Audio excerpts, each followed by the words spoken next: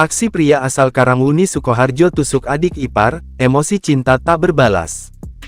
Seorang pria berinisial AS 35, warga Sukoharjo, harus berurusan dengan pihak berwajib setelah melakukan penusukan terhadap adik iparnya, UTH, 24.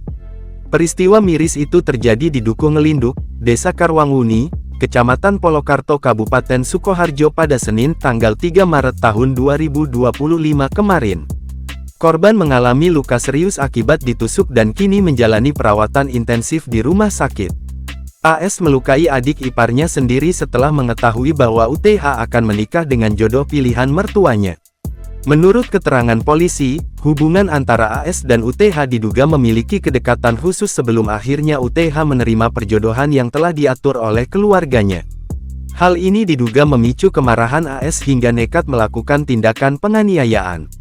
Kapolres Sukoharjo, AKBP Anggaito Hadi Prabowo diwakilkan Kasat Reskrim AKP Zainuddin mengatakan AS ini merupakan kakak ipar dari korban.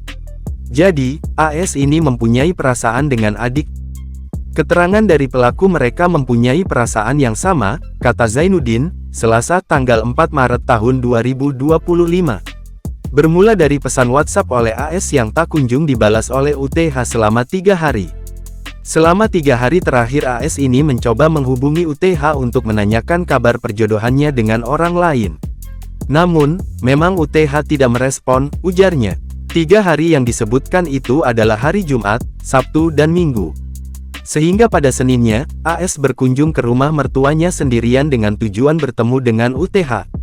Setelah masuk rumah, AS dihadang oleh ibu mertuanya dan berdebat argumentasi. Korban sempat tidak berdaya dan meminta tolong kepada ibunya. Melihat korban tak berdaya, pelaku sempat lari menggunakan sepeda motor Kawasaki Ninja. Namun, setelah dihadang warga pelaku lebih memilih lari dan sepeda motor ditinggal di rumah korban.